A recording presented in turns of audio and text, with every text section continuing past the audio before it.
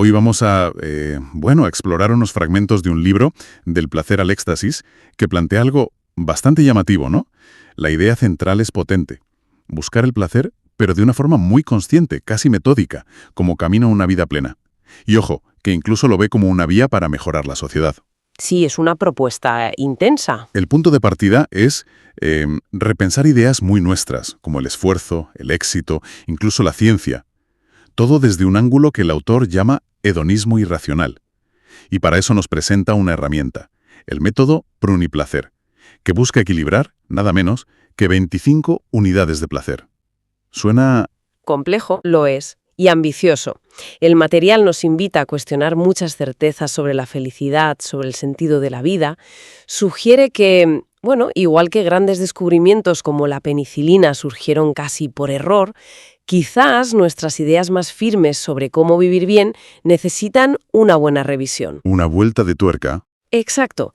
Y llega a decir que tanto la fe religiosa muy dogmática como una confianza, digamos, ciega en la ciencia, pueden ser perjudiciales, que nos pueden llevar a sitios como el consumismo sin freno o la crisis ambiental.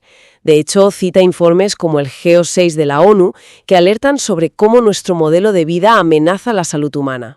Vale, veo que hay bastante tela que cortar. Aquí vamos a meternos a fondo. Vamos a ver cómo redefine el placer este texto, por qué critica tan fuerte algunas convenciones sociales y, sobre todo, en qué consiste ese camino alternativo que propone. Un camino centrado en el bienestar personal, pero, curiosamente, conectado a lo social y ambiental. Eso es. Una de las primeras cosas que hace, y que me parece clave para entenderle, es separar placer y pasión. Nosotros siempre decimos vive con pasión, pero él le da la vuelta. Totalmente. De hecho, relaciona pasión con su origen, con padecer, con el sufrimiento. Cita la pasión de Cristo como ejemplo. Para él, el placer es otra cosa. No es ese arrebato intenso que a menudo duele.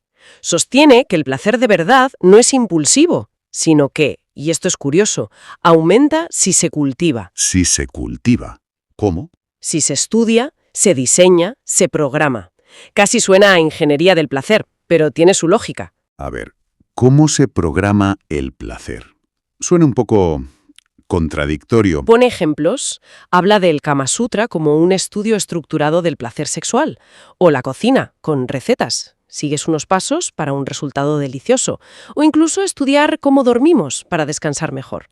La idea es que la pura espontaneidad, el hago lo que me apetece ahora mismo, puede llevar a un disfrute muy corto y luego a problemas o angustia.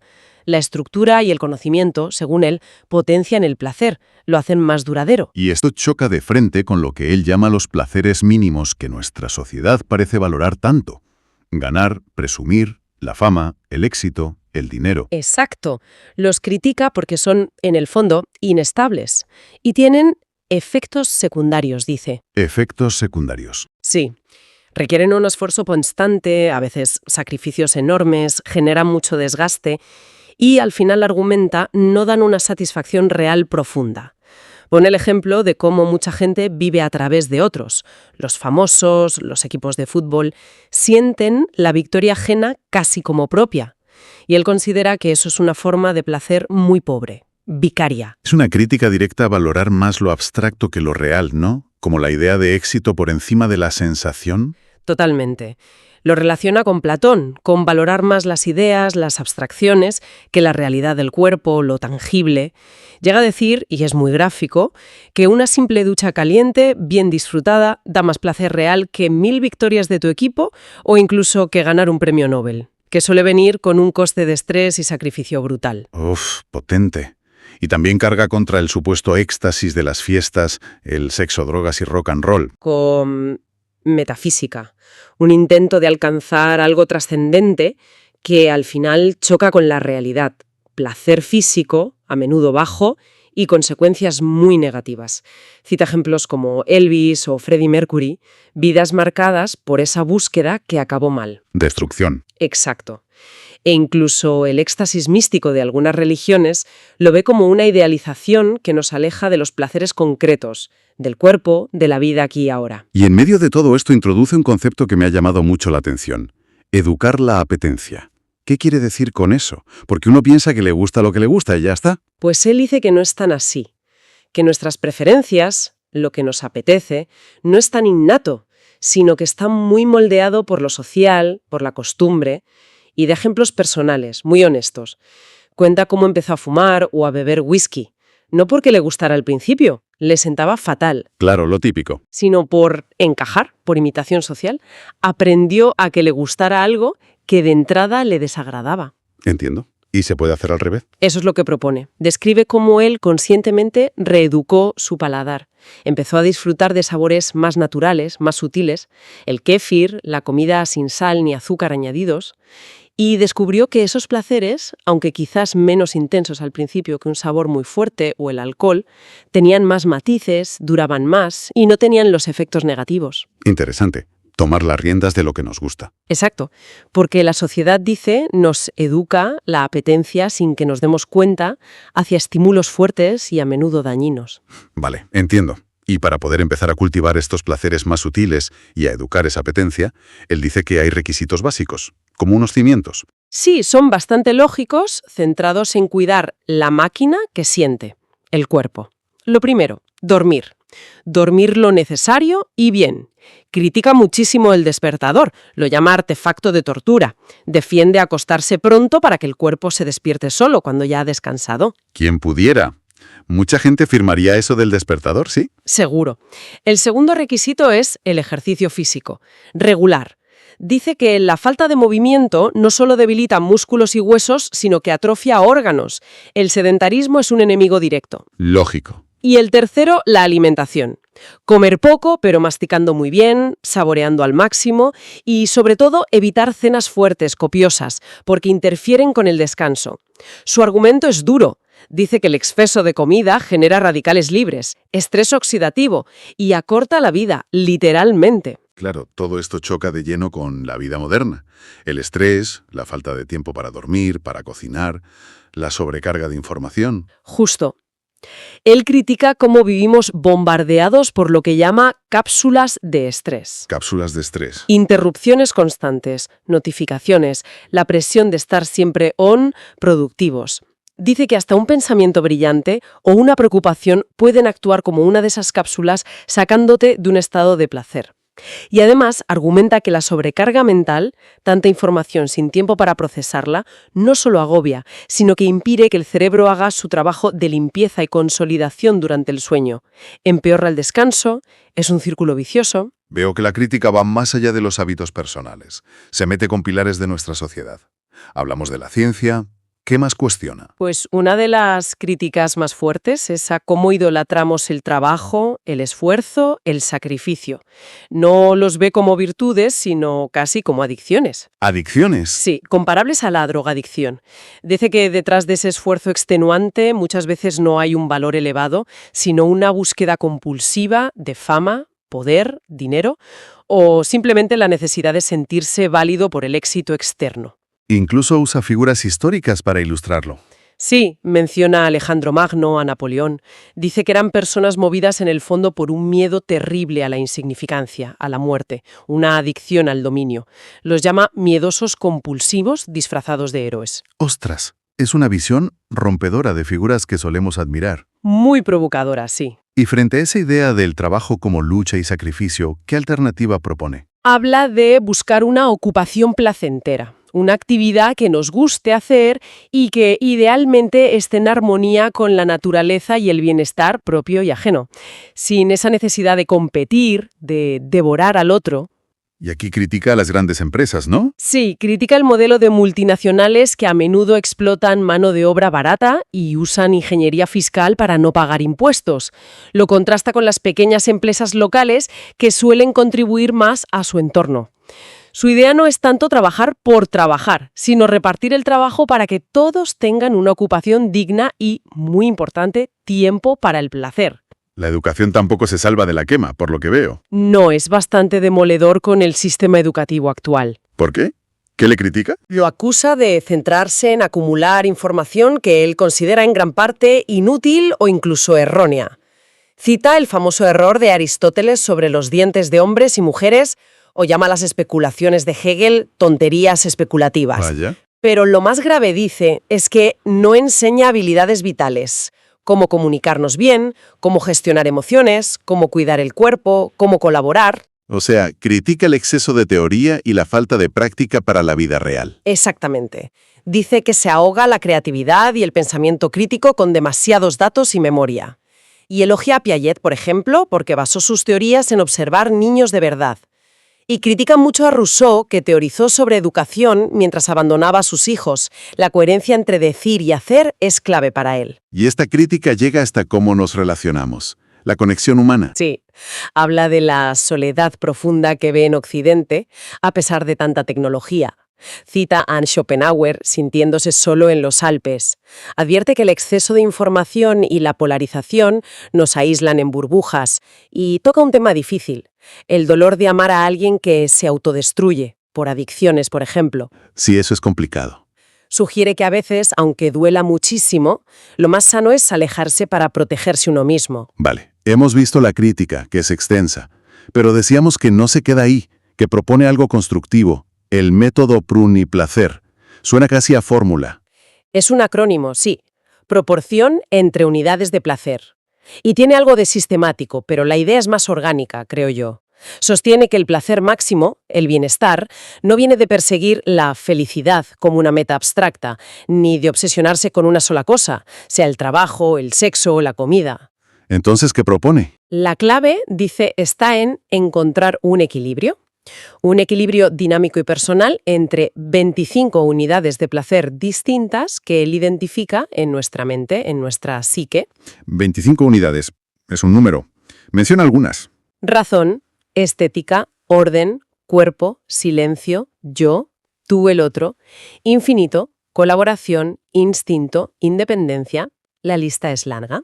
¿Y cómo funciona esto? ¿Hay que llevar una especie de contabilidad del placer? No tan literal. El proceso es más bien introspectivo y práctico, pensado para integrarlo en el día a día, sin necesidad de tiempo extra específico. El primer paso es darse cuenta, identificar qué unidades usamos demasiado, pone el ejemplo típico de la razón en nuestra cultura, y cuáles tenemos olvidadas. Vale. ¿Y una vez que las identificas? El segundo paso es actuar conscientemente. Dedicar tiempo y atención a practicar esas unidades olvidadas. Por ejemplo, si te das cuenta de que vives mucho en la cabeza, exceso de razón, pues buscar momentos para conectar con el cuerpo, unidad cuerpo, o apreciar la belleza a tu alrededor, unidad estética, o buscar silencio, unidad silencio. A eso le llama pensar, atender y conectar con esas unidades. Exacto. Y al mismo tiempo intentar reducir el foco en las que dominan demasiado. Y supongo que los sentimientos nos guían en esto, ¿no? El malestar, el bienestar. Justo, el malestar, la insatisfacción, serían señales de desequilibrio, de que algo falta o sobra. El agrado, la sensación de fluidez, de bienestar, indicarían que te acercas a una proporción más adecuada para ti en ese momento. Es un ajuste continuo. Y la idea es que con la práctica estos nuevos equilibrios se automaticen, se vuelvan inconscientes, generando bienestar de forma más espontánea. Me parece muy revelador que la razón sea solo una de esas 25. Nuestra cultura, desde Platón, la ha puesto en un altar. Él critica justo eso, esa sobrevaloración. Dice que el exceso de razón, de análisis constante, de darle vueltas a todo, no solo no garantiza el placer, sino que a menudo nos desconecta de otras fuentes importantísimas, el cuerpo, las emociones, los demás, la naturaleza. Y puede ser causa directa de estrés, de ansiedad, de enfermedad. No niega su valor, claro, pero la pone en su sitio, una herramienta más en equilibrio con las otras 24. El texto da muchos ejemplos para que esto no sea abstracto. ¿Podemos ver algunos para unidades concretas? Sí, claro. Por ejemplo, para la unidad, cuerpo. Critica mucho la obsesión por la imagen, el cuerpo como objeto, frente al cuidado de la salud interna, hormonas, órganos. Habla, como decíamos, de reeducar el paladar, preferir agua a vino en comidas para saborear mejor, y da mucha importancia a la comida ecológica, no solo por sabor, sino por evitar pesticidas, plásticos. Que afectan a las hormonas y al bienestar. Y sobre la sexualidad, tema central en el placer. Ahí también critica los extremos, la hipocresía social por un lado, y luego tanto las perversiones por exceso, cita a Sade, como una búsqueda compulsiva, desconectada, como la represión, el celibato atormentado de Agustín de Hipona. Él aboga por una sexualidad integrada en la pareja, con comunicación, afecto, disfrute mutuo, que vaya más allá de lo genital o la compulsión. Una sexualidad conectada con las otras unidades. ¿Y la unidad estética? ¿Cómo la enfoca? Dice que la belleza se siente, se percibe, no se razona, no se decide con la cabeza. Por eso rechaza los cánones impuestos, lo que debería gustarnos. Defiende la percepción personal de la belleza en el arte, la naturaleza, las personas. Y para eso, dice, necesitamos tener la mente un poco libre de ruido, de saturación. Curiosamente, pone el ejemplo de Macron y su esposa como una relación basada en el agrado mutuo, en la química, más allá de las convenciones sobre edad o apariencia. Interesante. Y sobre el tú, la relación con los demás. Subraya que la conexión humana, auténtica, es vital, absolutamente vital para el bienestar. Cita a Robinson Crusoe. Su vida solo se vuelve placentera cuando encuentra viernes. El vínculo. Eso es. Critica cómo la tecnología, sobre todo los móviles, nos puede aislar, aunque parezca que estamos conectados.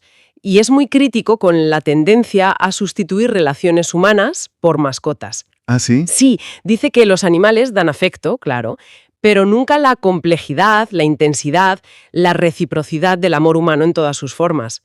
La clave para esta unidad: amabilidad, escucha, aceptar al otro como es. Menciona también la independencia.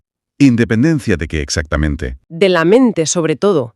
Ser independiente de dogmas, de ideologías absolutas. Advierte que hasta valores universales como la justicia o la libertad pueden ser destructivos si se absolutizan, y también independencia de la fidelidad ciega que nos atrapa en relaciones o situaciones dañinas. Como el maltrato o las adicciones que comentabas. Exacto. Permanecer ahí por una idea equivocada de lealtad. Pero reconoce lo difícil que es respetar la independencia de los demás, sobre todo si quieres a alguien y ves que se hace daño. Es un equilibrio muy delicado. Y por último, habla de la lucha. ¿Pero no habíamos quedado en que criticaba el esfuerzo y la competición? Es un matiz importante, sí.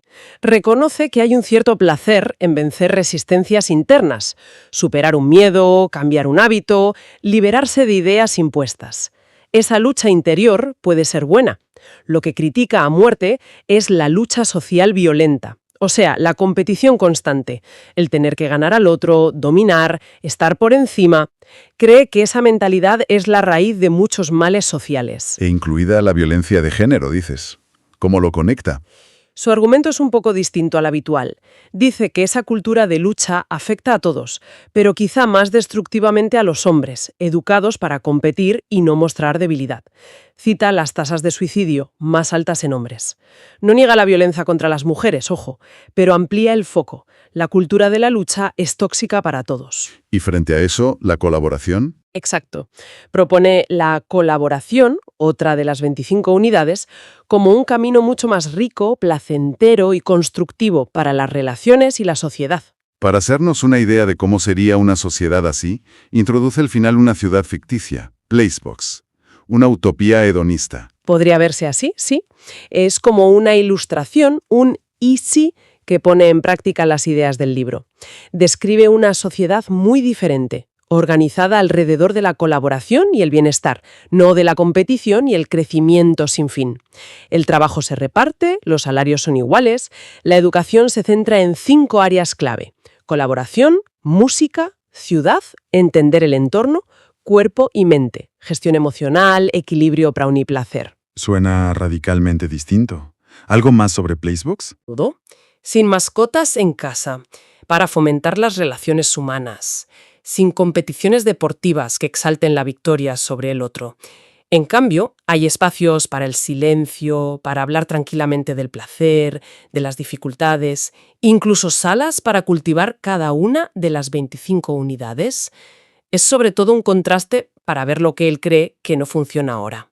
Bien, creo que hemos recorrido las ideas principales de estos textos del placer al éxtasis. La propuesta es clara: dejar de perseguir fantasmas como la felicidad abstracta o el éxito basado en el sacrificio y centrarnos en cultivar un placer más real, tangible y equilibrado. Ese es el núcleo, sí. El método pro uniplacer, buscar activamente esa proporción personal y dinámica entre las 25 unidades, razón, cuerpo, estética, silencio, tú, independencia, colaboración, como herramienta para un bienestar más profundo y duradero.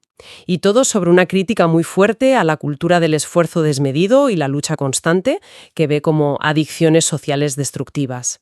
Y para cerrar, deja una reflexión final que es, como poco, provocadora. Da que pensar. Sugiere algo así como que quizá la única forma de trascendencia, de vida eterna, no viene del sufrimiento o la virtud entendida como sacrificio. Sino de una vida vivida con la máxima plenitud de placer posible. Una vida que logre superar la angustia a través de este enfoque consciente del bienestar. Una idea que desafía siglos de pensamiento moral, religioso, occidental sobre todo. Totalmente.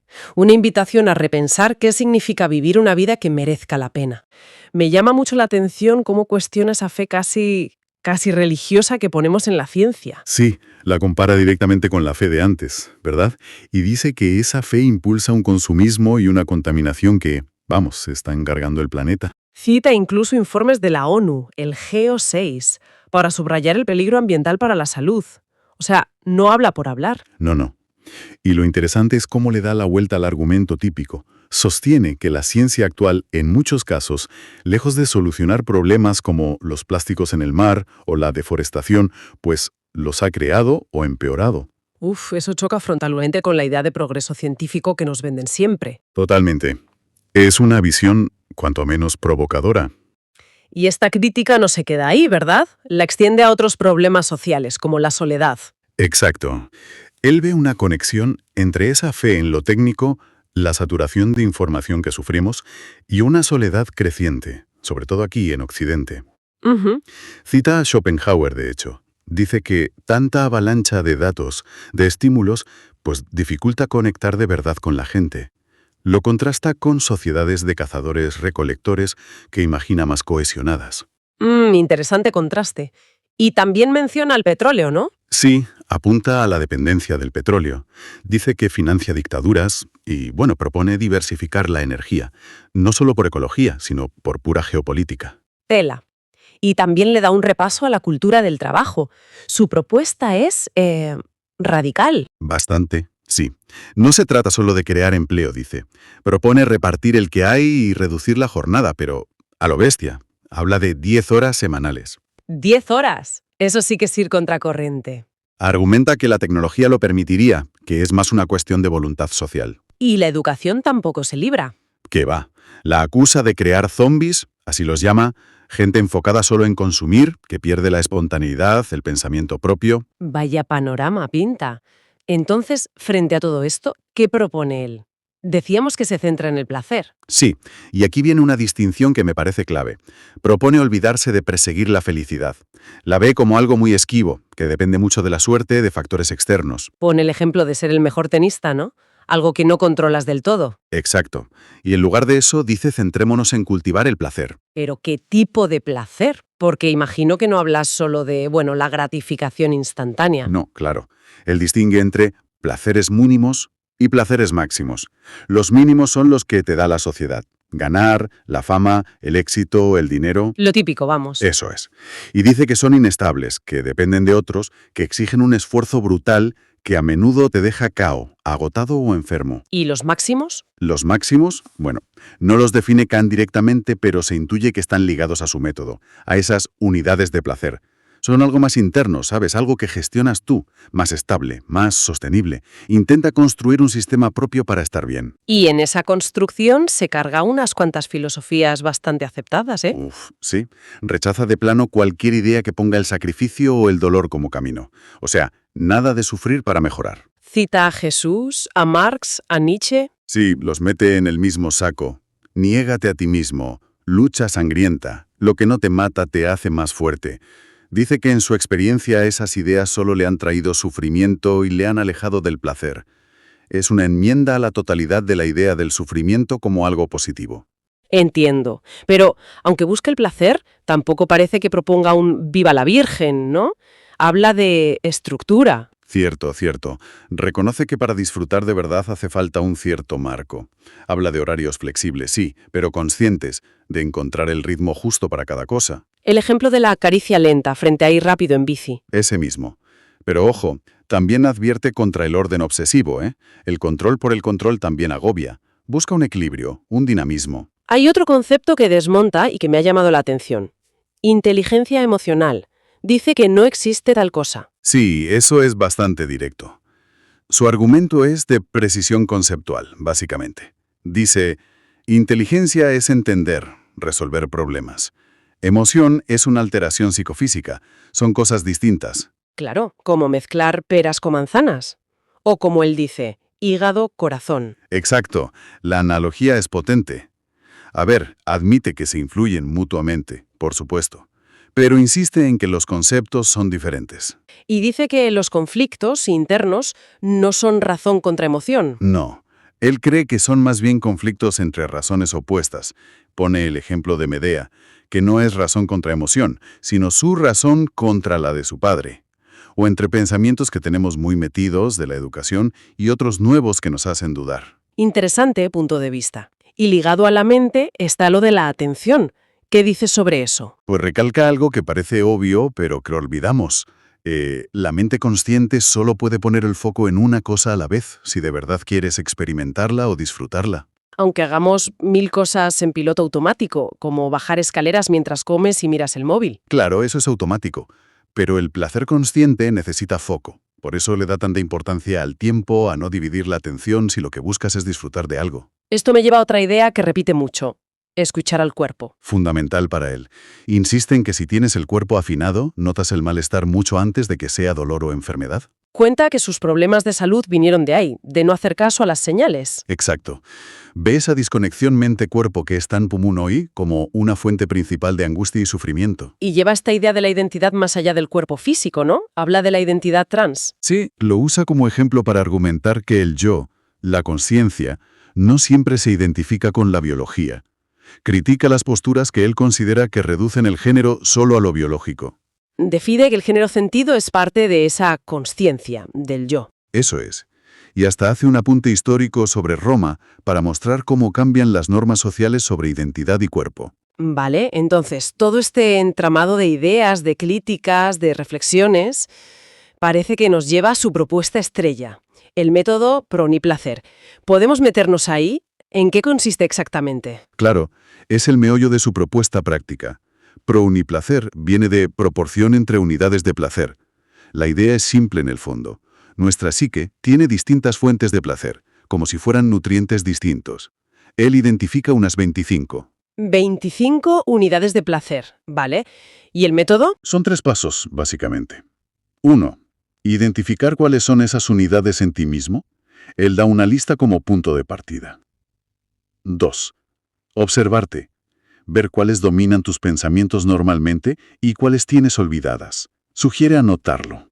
Ajá, llevar un registro. Sí. Y 3. De forma consciente, redirigir tu atención, quitarle foco a las que tienes sobreexplotadas y dárselo a las que tienes en déficit. La justificación es como la dieta, ¿no? La mente necesita variedad, igual que el cuerpo necesita distintos alimentos. Esa es la analogía, sí. Pero la implicación va más allá. Dice que si te obsesionas con una sola unidad, sea la razón, el orden, el apego, la que sea, te agota psíquicamente. Genera angustia, desequilibrio e incluso debilita el sistema inmune. O sea, no es solo cambiar de actividad, es cultivar conscientemente distintas facetas internas. Exacto. Busca un equilibrio dinámico.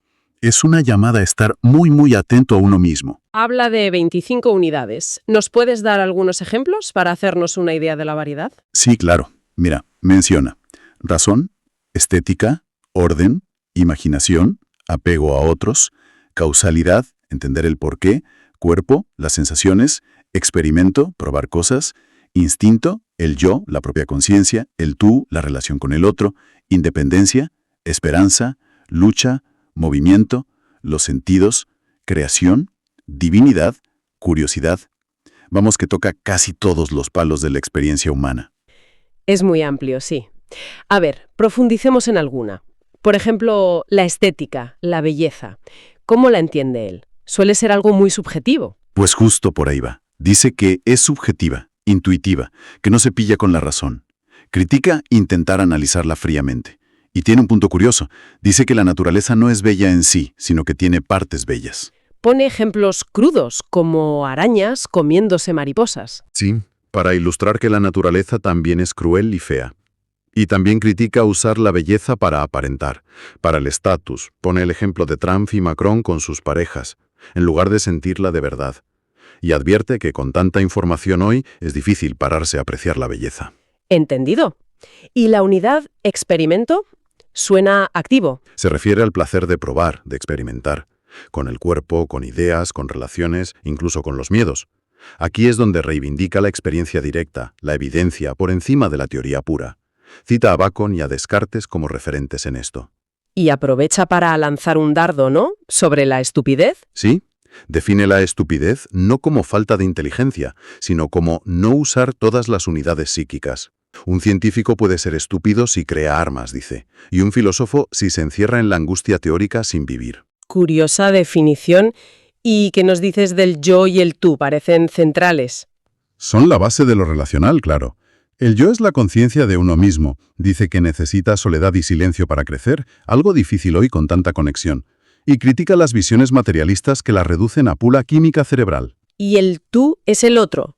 El otro significativo, sí. Argumenta que conectar de verdad con otros potencia tu propio yo, pero ojo, la relación debe complementar, no anular ni controlar. Por eso no le gustan los colectivismos tipo pueblo o nación que diluyen al individuo. También habla de amor, compatibilidad o rupturas. Sí, desconfía de las explicaciones simplistas tipo olor o genética para el amor, y da ideas sobre cómo afrontar las separaciones desde esta perspectiva del yo y el tú. Y para terminar con los ejemplos, la divinidad. ¿Cómo mete eso a alguien tan crítico con las religiones? Es una divinidad muy particular, ¿eh? No es el Dios todopoderoso de las religiones. Habla de algo interior, limitado, imperfecto. Lo compara con el daimon de Sócrates. Una especie de guía interna. Algo así. Que reside en cada uno, que sugiere, que inspira, y que incluso anima a desobedecer lo natural, que es imperfecto, para mejorarlo creando.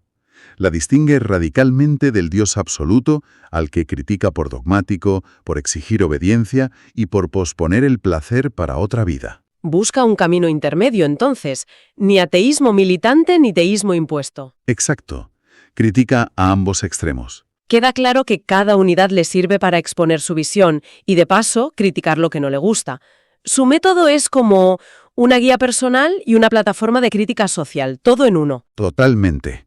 Y no se corta un pelo en criticar sistemas filosóficos y económicos concretos.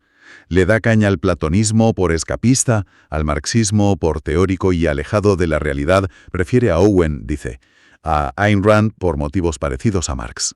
He visto que es especialmente duro con la psicología moderna de Estados Unidos. Sí, la acusa de buscar una felicidad imposible en lugar del placer real, de basarse en estadísticas que olvidan al individuo, y llega a relacionarla con la crisis de opiáceos, una crítica muy fuerte. ¿Y el capitalismo? ¿Se salva? Reconoce que históricamente ha creado riqueza como ningún otro sistema, pero denuncia sus efectos devastadores.